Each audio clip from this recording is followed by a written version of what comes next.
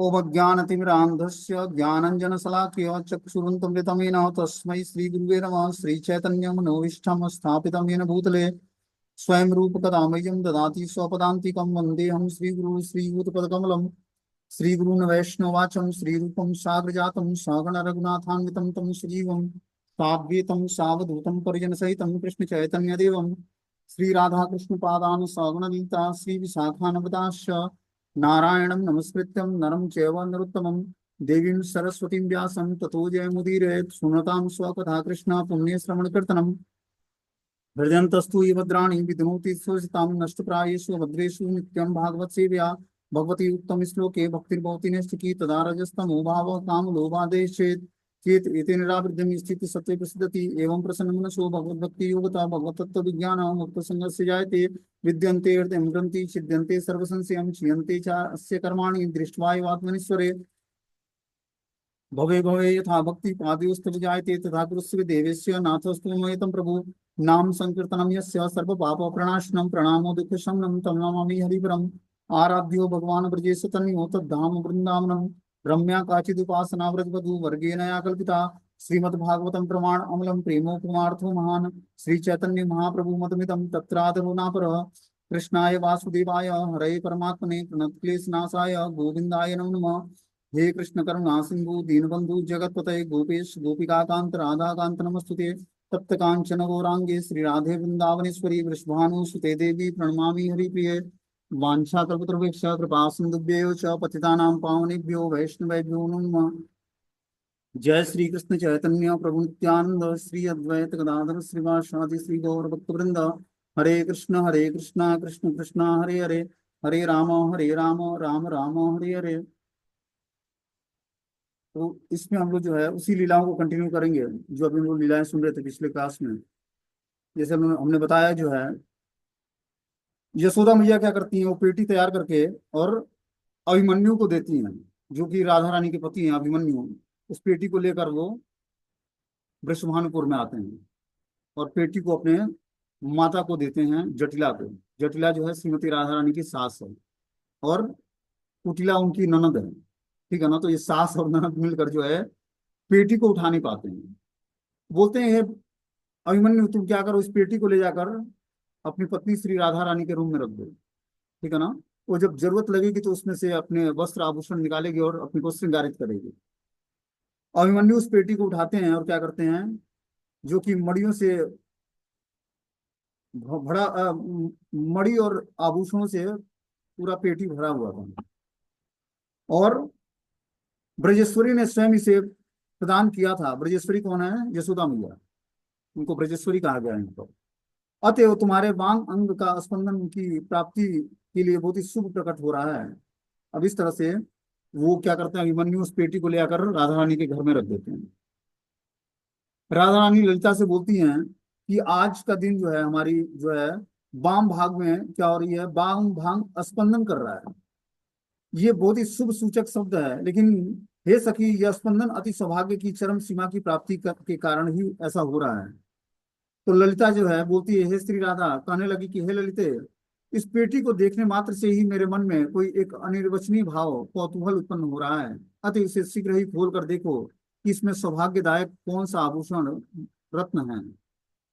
इस प्रकार सखियां उत्सुक होकर उस पेटिका में कौन सी निर्गुण वस्तु है यह देखने के लिए उस पेटिका के चारों ओर खड़ी हो गई।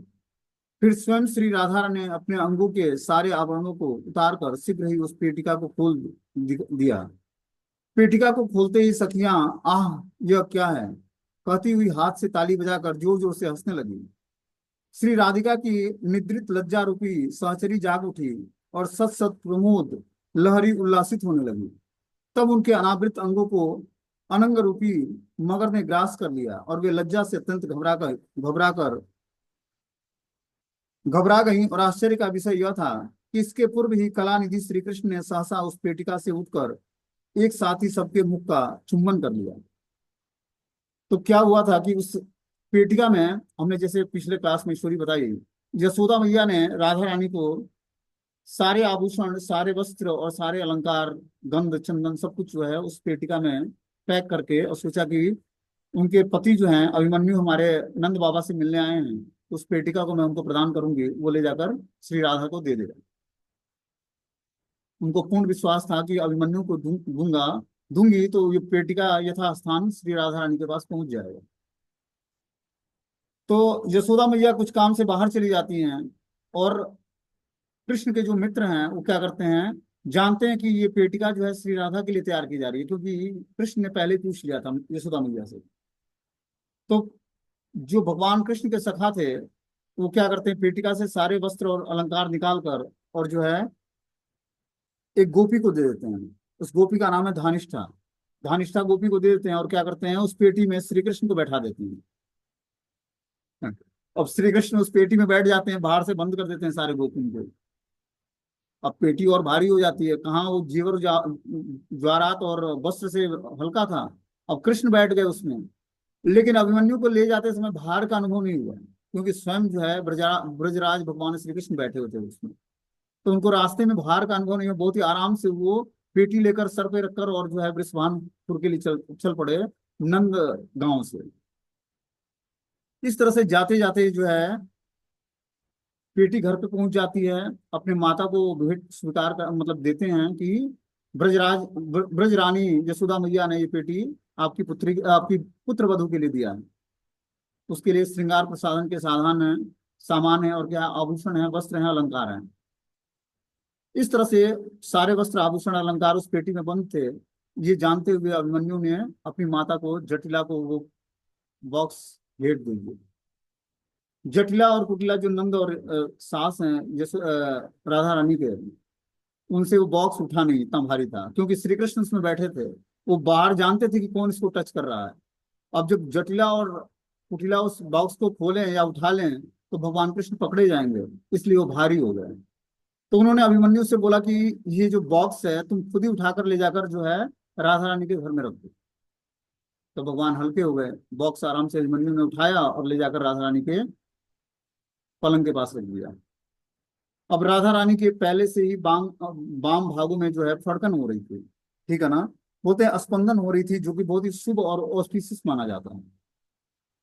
इस स्पंदन को देखकर राधा रानी ने ललिता से बोला कि आज मेरे बाम भाग में स्पंदन क्यों हो रहा है, इसका क्या कारण हो सकता है। तो ललिता ने बोला कि ये बहुत ही कुछ सौभाग्य की चरम सीमा की प्राप्ति होने वाली है, इस कारण से ऐसा हो रहा है। फिर राधा रानी ने बोला, हे ललिता, इस पेटी को देखने मात्र से मेरे मन में कौतूहल उत्पन्न हो रहा है, अतएव इसे शीघ्र ही खोलकर देखो कि क्या सौभाग्यदायक आभूषण इसमें आया हुआ है। इस प्रकार सखियां उत्सुक होकर उस पेटी को खोलती हैं, और क्या करती हैं, खोलती हैं तो देखती हैं क्या कि उसमें श्री कृष्ण बैठे हुए हैं। हाँ। तो जब पेटियां खोलती हैं सखियां तो बोलती हैं, आह यह क्या है, कहती हुई हाथ से ताली बजाकर जोर जोर से हंसने लगती हैं। श्री राधिका की निद्रित लज्जा रूपी सहचरी जाग उठी और सत सत प्रमोद लहरी उल्लासित होने लगी। तब उनके अनावृत अंगों में अनंग रूपी मगर ने ग्रास कर लिया। वे लज्जा से अत्यंत घबरा गई, किंतु आश्चर्य का विषय यह है कि इसके पूर्व ही कलानिधि श्री कृष्ण ने सहसा उस पेटिका से उठकर उन सबका मुख का चुंबन कर लिया। इस तरह सारे गोपियों को, जो भगवान राधा रानी की अनुचरियां थी, सबका भगवान चुंबन कर लेते हैं। तदंतर ललिता ने श्री राधा से कहा, हे सखी, यह तो आभूषण आदि वस्तु आई है, वह धन्य है। जो इसे लाया है वह तुम्हारे पति भी धन्य है। जिसने बड़े स्नेह से इस आभूषणों को भेजा है वह गोष्ठ महेश्वरी श्री यशोदा भी धन्य है। हे राधा, मेरे द्वारा प्रेरित इस आभूषण द्वारा तुम श्रृंगारवती हो, यह समाचार वाणी भी धन्य है। और जहाँ यह पेटिका आकर क्रीड़ा कर रही है वह घर भी धन्य हो गया है। हे सखी गोष्ठेश्वरी ने अत्यंत स्नेह पूर्वक तुम्हें आदेश दिया है कि मैंने जो भेजा है उसके द्वारा तुम श्रृंगारवती होगी, और तुम्हारे पति और सास दोनों ने भी इससे सहमति प्रकट की है। अतएव हे गांधार्विक है, सदा ही इस तीनों गुरुजनों की आज्ञा का पालन करो। ललिता की यह वाणी सुनकर श्री राधा बड़ी लज्जित हुई।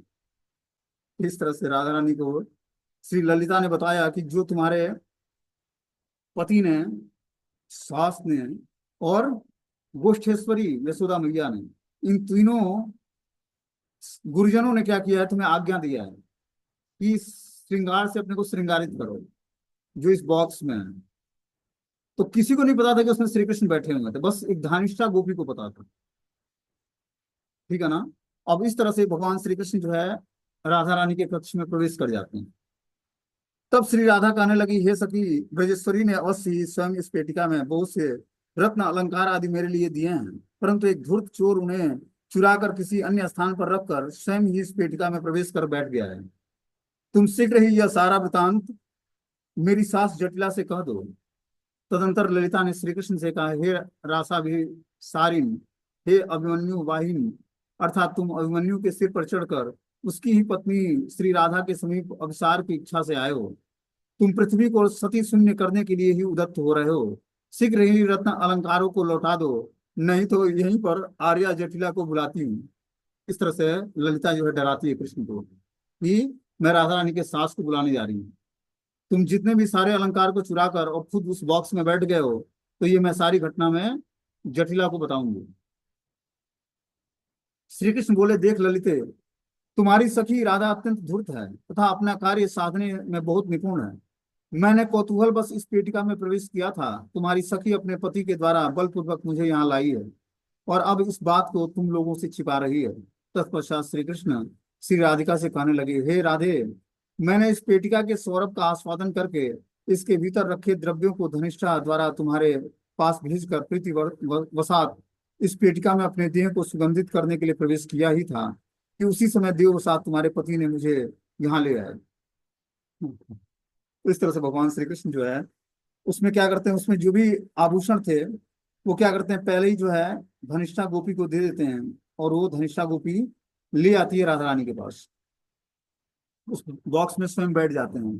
तदंतर सखियों से कहने लगे, हे सखियां, मैं तुम लोगों से इस विषय में कह रहा हूं कि तुम लोग उस पर विचार करो। देखो, यदि श्री राधा का दोष हो तो मैं श्री राधिका को दंड दूंगा, यदि मेरा दोष हो तो तुम लोग के बाहुरूपी सर्प सर्प के उग्र पास में बंद होकर यदि 3 रात दुख के साथ बिताना पड़े तो मैं बिताऊंगा। जिस युगल किशोर ने ऐसे वैभव के द्वारा सखियों ने अपने नयन चकोर को, काम ने अपने बाणों को, रस ने आस्वादन को, भक्तों ने ध्यान को, कवियों ने अपने विचित्र विचित्र वाणियों को तथा 14 भुवनों में इस भूम वृंदावन तथा पृथ्वी ने अपनी कृतिका को उत्तम रूप से सफल किया है, वैसे विलास परायण और नित्य यौवन अर्थात व्यक्त किशोर ब्रज नव युगल श्री राधा कृष्ण को हम प्रणाम करते हैं। इस तरह से प्रथम कौतूहल भगवान श्री कृष्ण और राधा रानी का समाप्त हो जाता है। अब द्वितीय कौतूहल शुरू होता है यहाँ से। इसमें मतलब ये राधा कृष्ण की दूसरी लीलाएं हैं। एक समय माघ मास में श्री राधा नित्य पूर्वक प्रातः काल यमुना स्नान के लिए जाया करती थी। माघ मास बहुत ही ऑस्पिशियस महीना है, जिस तरह वैशाख महीना जो चल रहा है बहुत ही ऑस्पिशियस है, इक्विवेलेंट कार्तिक महीना। जिस तरह कार्तिक महीना बहुत ही ऑस्पिशियस होता है, उसी तरह वैशाख महीना बहुत इंपॉर्टेंट होता है। इस समय भगवान बलराम की रास लीला होती है वृंदावन धाम में, ठीक है ना। जो भी वृंदावन धाम आकर इस महीने गोवर्धन परिक्रमा करता है या यमुना स्नान करता है या दान देता है, खासकर अमावस्या जो कल तिथि है, बहुत ही ऑस्पिशियस तिथि है, इस तिथि पर कोई वृंदावन धाम में आकर परिक्रमा करता है, गोवर्धन की परिक्रमा करता है, नंदगांव की, बरसाने की, तो बहुत ही ऑस्पिशियस फल मिलता है उसको, कृष्ण भक्ति मिलती है। इसलिए ये महीना बहुत ही ऑस्पिशियस है, शुभ है। बता रहे हैं, एक समय माघ मास में श्री राधा नित्य पूर्वक प्रातः यमुना स्नान के लिए जाया करती थी। इससे कुटिला के मन में संदेह उत्पन्न हो गया। एक दिन श्री राधा जब स्नान करने के लिए घर से बाहर निकली, तब पीछे से कुटिला भी कोई बहाना बनाकर नंदालय में श्री कृष्ण हैं या नहीं यह जानने के लिए उत्सुक होकर श्री ब्रजराज के महल में गई। अर्थात वृषभानु कुमारी श्री राधा इस रास्ते से यमुना में प्रातः स्नान के लिए जाती है या नहीं यह जानने के लिए तथा आकुल चित्त से श्री कृष्ण का दर्शन करने के लिए अति मंदमती कुटिला किसी छल से ब्रजराज के भवन में प्रवेश कर गई। कुटिला को परिजनों के द्वारा पता चला कि श्री कृष्ण भी माता यशोदा की आज्ञा अनुसार स्नान करने के लिए गए हैं। यह सुनकर कुटिला का संदेह और भी बढ़ गया। तब कुटिला ने श्री कृष्ण के असाधारण पद चिन्हों का अनुसरण किया और जिस स्थान पर श्री कृष्ण श्री राधा के साथ सुंदर सुंदर विलासिता करते हैं वहां जाने की इच्छा से अग्रसर हुए। कुटिला ने निकुंज के निकट आते देखकर तुलसी नाम की श्री राधा राधिका की सहचरी ने निकुंज में प्रवेश करके देखा कि श्री राधा ललिता सखियों से परिवेष्टित होकर प्रियतम के साथ हास विलास लीला लावण्य में मग्न चित्त हो रही है। उस विलास का दर्शन करके तुलसी अत्यंत आनंदित होकर कहने लगी, कि अरे अरे गोपियों, कुसुम धनुष अर्थात कामदेव के जन्म को अत्यधिक सफल करने के लिए तुम सबने जो यह महोत्सव आरंभ किया है, उसके संबंध में इस समय एक बात सुने। इस सुंदर उत्सव का दर्शन करने के लिए कुटिला मंद गति से ब्रज से इसी ओर आ रही है, अब यहाँ पहुंचने ही वाली है। यह सुनकर सब सखियां हाय हाय, वह कहाँ है, बोलो बोलो, ऐसा कहती हुई सशंक नेत्रों से प्रत्येक दिशा में देखती हुई तुलसी से पूछने लगी। तुलसी ने कहा, मैंने उस समय उसे छठी करा वन के समीप देखा है, लगता है वह इस समय इस स्थान के समीप ही कहीं होगी। तो छठी करा में थी, जो वृंदावन के आगे है। ये सारा ब्रजमंडल 84 कोस जो है कमल की पंखुड़ियों के समान है। हम लोगों को लगता है कि जो है वृंदावन से छठी करा 6 किलोमीटर है, बरसाना 45 किलोमीटर है, नंदगांव जो है 52 किलोमीटर है। लेकिन जो नंदगांव है उसके आगे वृंदाकुंड है, जहाँ पर स्वयं तुलसी महारानी वृंदा देवी के रूप में रहती हैं। और जो यहाँ पर जो है निधि वन में जो लीलाएं होती हैं रात को भगवान श्री कृष्ण की, इस लीलाओं का मैनेजमेंट जो है स्वयं वृंदा देवी बरसाना नंदगांव से आगे जो वृंदाकुंड है वहां पर करती हैं। और कृष्ण वहां जाते हैं सुबह, वहां से लीलाओं का कहाँ पर रास नृत्य होगी रात को, और कौन से उसमें तोते मैने और जो है ड्रेस कौन से पहनेंगे राधा रानी और कृष्ण, और कौन सी गोपियां होंगी, कौन से मंजरियां होंगी, सब जो है वृंदा देवी डिसाइड करती हैं। और उस मैनेजमेंट को सुनकर क्या करते हैं, प्रभु श्री कृष्ण आकर ब्रज में अलग अलग जगहों पर लीलाएं संपन्न करते हैं। तो पूरा ब्रज मंडल जो है कमल की पंखुड़ियों पर विराजमान है, 84 कोस।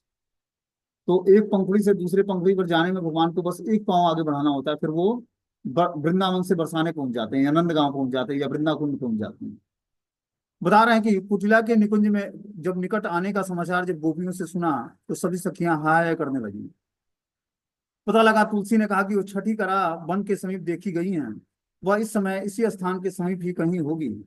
यह सुनकर श्री कृष्ण ने कहा, हे सखियों, तुम लोग इसी कुंज में क्षण काल रहकर उदर्क अर्थात सूर्योदय अथवा भावी फल का दर्शन करो। मैं यहाँ से निकलकर अभिमन्यु का वेश धारण करके अपनी प्रतिभा से कुटिला को ठग कर उसकी तुलना में और अधिक कौतुक का विस्तार करूंगा। इस तरह से भगवान छल करने के लिए कुटिला से वो अभिमन्यु का वेश धारण कर लेते हैं।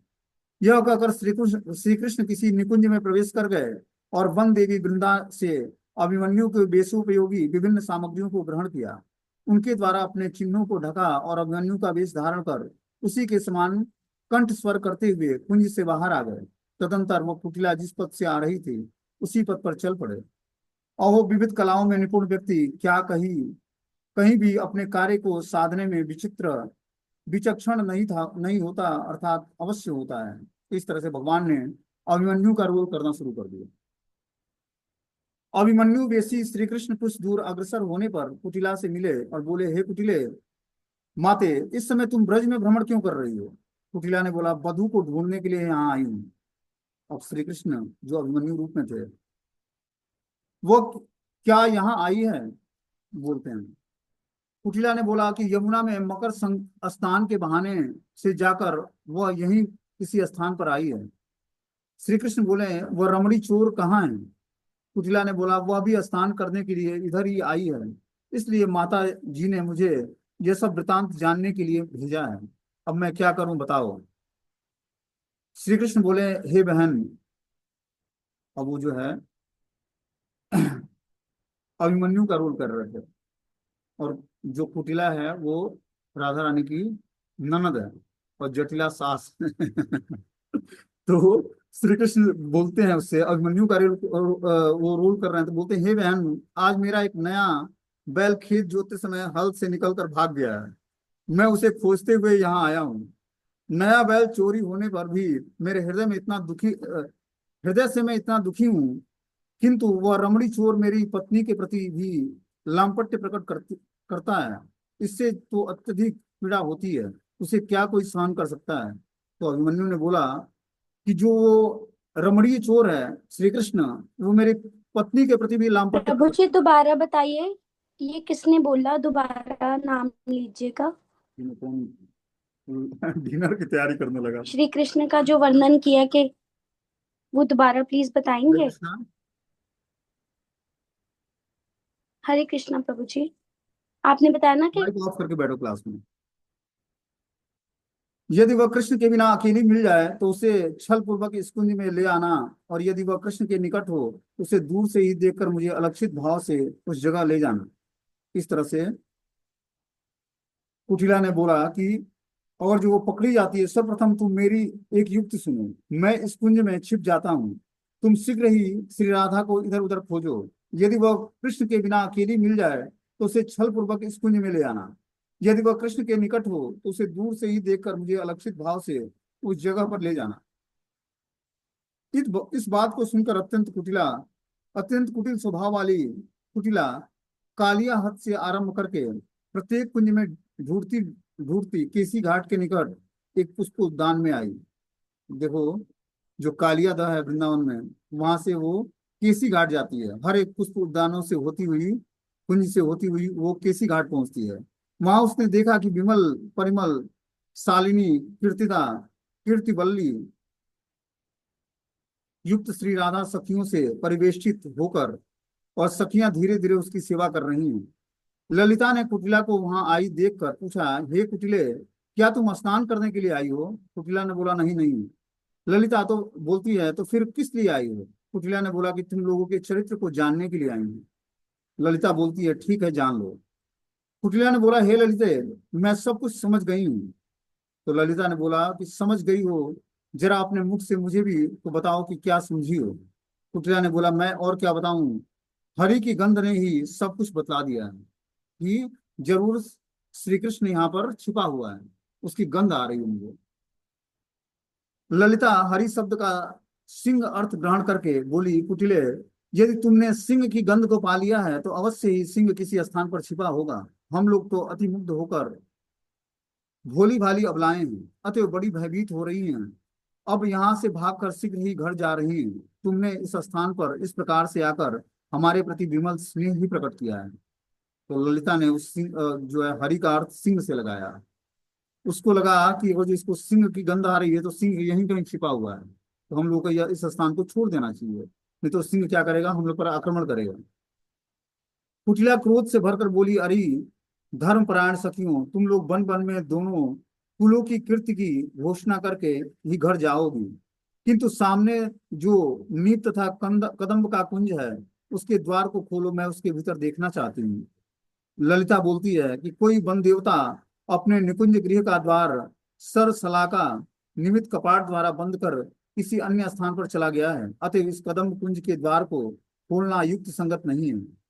कौन सी ऐसी साहसवती नारी है जो दूसरे के घर का द्वार खोलकर संपूर्ण दोष ग्रहण करने का प्रयास करेगी? तो इस तरह से जो है ललिता मना कर देती है कि कौन सी ऐसी नारी होगी जिसके अंदर ये साहस होगा कि दूसरे व्यक्ति के कपाट को खोलकर उसमें जो है उस कदम कुंज के द्वार को खोलकर और उसमें झांकने का प्रयास करेगी।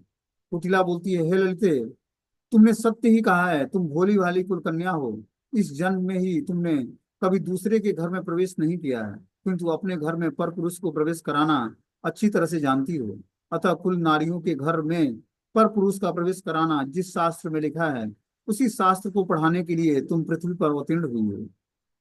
कुटिला क्रोध से लाल नेत्र करके ऐसी बातों को कहती हुई अति शीघ्र गति से कुंज कुटीर के समीप आई और वेग पूर्वक पदाघात करके सर सलाखों से बनी उस पुष्प कपाटिका को तोड़कर भीतर प्रवेश कर गई। वहां साक्षात रूप से कुसुम सैया पर श्री हरि की माला और श्री राधा का टूटा हुआ मुक्ताहार देखकर उन दोनों वस्तुओं को लेकर शीघ्र ही बाहर आ गई। तो वहीं पर भगवान लीला संपन्न कर रहे थे, जो कपाट बंद कर रखा था ललिता ने।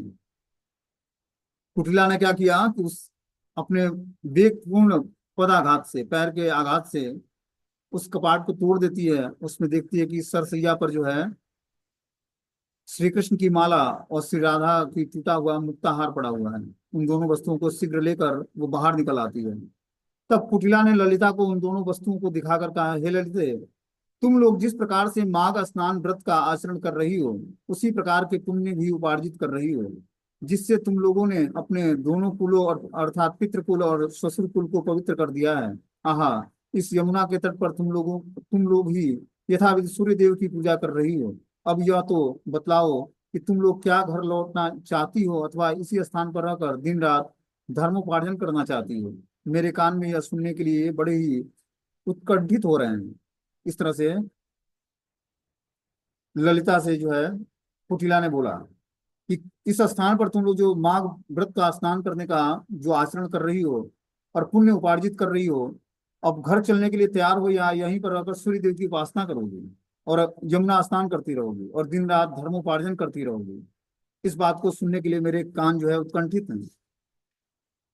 कुटिला की व्यंग व्यंगपूर्ण बातों को सुनकर विमल चंद्र के समान मुख वाली श्री राधा ने कहा, हे कुटिले, तुम क्यों व्यर्थ ही क्रोध कर रही हो? यह हार मेरा नहीं है, तुम्हारे भैया की शपथ लेकर कहती हूँ, तुम प्रसन्न हो जाओ।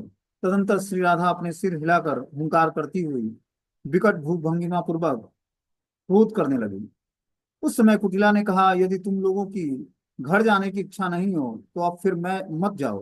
तुम लोग इसी वन में ही राज्य विस्तार करती रहो, किंतु मैं घर जा रही हूँ। मैं अपनी माँ और भगवती पौर्णमासी को यह हार और माला दिखाकर तुम्हारे लिए समुचित दंड की व्यवस्था करती हूँ। इस तरह से राधा रानी को धमकाने लगती है। कौन? कुटिला। कि मैं जाकर पौर्णमासी जो दादी हैं तेरी और जो सास हैं जटिला, उनको ये हार और माला दिखाकर और समुचित दंड की तुम्हारी व्यवस्था करती हूँ। श्री राधा, कुटिला, तुम स्वच्छंदता पूर्वक जाओ, किंतु तुम कड़वे वचन क्यों सुना रही हो? श्री राधा ने बोला, हे कुटिले, तुम स्वच्छंदता पूर्वक जाओ, किंतु तुम कड़वे वचन मत सुनाओ मुझे। घर घर में जाकर सभी को यह हार दिखाओ। यह हार जब मेरा है ही नहीं तो मुझे लेस मात्र भी डर नहीं है। देखो, कभी भी हमारे विरुद्ध मिथ्या आरोप मत लगाना। तदंतर कुटिला क्रोधित होकर मानो गोष्ठ की ओर जा रही हो यह भाव दिखलाकर तीव्र गति से अभिमन्यु वेशधारी श्री हरि के निकट गई। धीरे धीरे अति गोपन भाव से कहने लगी, अरे भैया आघारी, श्री कृष्ण की इस माला को देखो, बहू का टूटा हुआ मुक्ताहार भी देखो, जिन्हें मैंने सौरथ सैया से प्राप्त किया है। राधिका का आदि को जो मैंने तर्जन स्थान में देखा था, किंतु वह रमणीय चोर मुझे कहीं भी नहीं दिखाई दिया है। यह तब अभिमन्यु वेशधारी श्री कृष्ण बोले, अरे बहन, अच्छा ही हुआ, मैं शीघ्र ही मथुरा जा रहा हूँ। यह टूटा हार तथा माला दोनों ही मुझे दे दो। मैं इन्हें दिखलाकर राजा से निवेदन करूंगा, जिससे राजा मेरी बातों पर विश्वास करेगा, किंतु अपने घर का यह महाकलंक प्रकाशित करना उचित नहीं होगा। अतएव यदु सभा में यह चतुराई प्रकाशित करूंगा। इस तरह से जो है वो श्री कृष्ण ही अभिमन्यु का रोल कर रहे थे। वो क्या करते हैं, कुटिला से वो मुक्ताहार और माला ले लेते हैं। वह चतुराई यह है कि मैं स्वयं राजा के निकट जाकर अपने प्रिय सखा गोवर्धन मल्ल के निकट निवेदन करूंगा, हे प्रिय बंधु, नंद नंदन ने तुम्हारी गृहिणी चंद्रावली को निकुंज में बुलाकर उसे दूषित किया है। उसका टूटा हुआ हार तथा माला मुझे प्राप्त हुआ है, यह देखो। देखो सखे, आज जिस प्रकार कृष्ण ने तुम्हारी गृहिणी के प्रति लंपटता की है, उसी प्रकार प्रत्येक गृह में उसकी लंपटता अधिक परिमाण में बढ़ती जा रही है। तो ये मुक्ताहार और जो है आभूषण मैं दिखाऊंगा किसको? जो गोवर्धन मल्ल के निकट, गोवर्धन मल्ल जो हैं चंद्रावली के पति, उनको दिखाऊंगा कि जो तुम्हारी चंद्रावली जो पत्नी है, जो तुम्हारी गृहिणी है, उसको निकुंज में बुलाकर श्री कृष्ण ने उसको दूषित किया है। उनका टूटा हुआ हार और माला मुझे प्राप्त हुआ है, यह देखो। देखो सखे, आज जिस प्रकार कृष्ण ने तुम्हारी गृहिणी के प्रति लंपटता की है, उसी प्रकार प्रत्येक गृह में उसकी लंपटता अधिक परिमाण में बढ़ती जा रही है। ऐसा देखकर ही मैंने तुम्हें बतलाया है। तुम राजा कंस के निकट निवेदन करके 100 पैदल सेना तथा 10 घुड़सवार सेना भेजकर नंद गांव ग्राम से पुत्र के साथ नंद को भी बांधकर मथुरा लाकर उसे दंड दिलाओ। गोवर्धन मल्ल से ऐसा कहकर मैं पूर्वाहन में ही लौट आऊंगा, क्योंकि मध्याह्न काल में राजकीय सेना ब्रज में पहुंच जाएगी। तुम घर जाकर माता के पास ही रहना।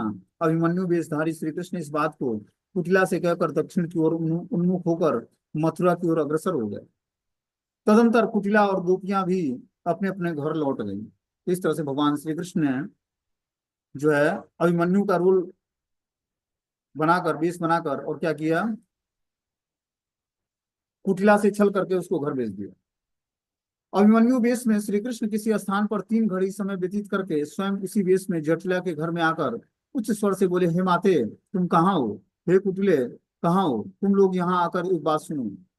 उन दोनों के निकट आने पर अभिमन्यु वेशधारी श्री कृष्ण ने कहा, मैंने राजा कंस को सब कुछ बतला दिया है। उन्होंने 10 जनों की घुड़सवार सेना को भेज दिया है, वे शीघ्र ही आ रहे हैं, किंतु वह लंपट मेरा वेश धारण करके मेरे ही घर में आ रहा है, इसलिए मैं छिप कर घर में ही रहूंगा। हे बहनों, हे बहन, तुम बाहर के द्वार को बंद करके शीघ्र ही माता के साथ अट्टालिका के ऊपर चढ़कर उस तरुणी लंपट का रास्ता देखती रहो। उसके आते ही अति कटु वचनों से उसका तिरस्कार करना। मैं तब तक तुम्हारी बहू को रोक कर नीचे के कक्ष में प्रतीक्षा करूंगा। तदंतर श्री कृष्ण ने श्री राधिका के निकट तल भवन में चले गए। थोड़ी ही देर में अभिमन्यु के अपने घर के समीप आने पर कुटिला उसे देखकर कटु भाषा में कहने लगी, अरे ब्रज कुल की रमणियों के धर्म ध्वंसी, क्या तुम मेरे भाई के घर में भी प्रवेश करने की प्रवृत्ति के लिए प्रवृत्त हुए हो? अरे चंचल, देख इस ओर आया तो इस पत्थर के ढीले से तेरा सिर फोड़कर तुम्हें इसका समुचित फल प्रदान करूंगी। तेरे दुराचार की बात सुनकर राजा कंस ने क्रोधित होकर तेरे पिता के साथ तुम्हें सुखी करने के लिए राज सेना को भेज दिया है। वह शीघ्र ही आती होगी। जब वे तुम्हें राजधानी मथुरा में ले जाकर जीवन भर के लिए कारागार में बंद करके रखेगी, तभी तेरी यह चंचलता शांत होगी। इस प्रकार अपनी बहन की अटपटी बातों को सुनकर अभिमन्यु अत्यंत घबराकर सोचने लगा, हाय हाय, मेरी बहन को भयंकर प्रेत ने किस प्रकार पकड़ लिया। अतएव अब शीघ्र ही मांत्रिक अथवा ओझा को बुलाकर ही युक्त युक्त होगा, ऐसा निश्चय करके नाना प्रकार की चिंताओं से व्याकुल होकर अभिमन्यु गांव की अंतिम सीमा पर चला गया। इस प्रकार वे विचित्र चित्र विचित्र रूप रत्नधारी श्रीहरि जटिला के घर में ही उसी की वधु के साथ अनेक प्रकार के विलास में प्रवृत्त हो गए, जिन्हें परम वधु रमण के अलावा अन्य कोई भी कार्य नहीं है। उस श्री कृष्ण का कौन सा ऐसा प्रयास है जो सफल न हो, अर्थात उनकी सभी चेष्टाएं ही फल प्रदायनी होती हैं। इस तरह से भगवान जो है ब्रज के अंदर प्रक्रिया रस का आस्वादन करते हैं, जिसका हम लोगों ने पाठ सुना। ये सेकंड लीला थी भगवान की, ठीक है ना। तो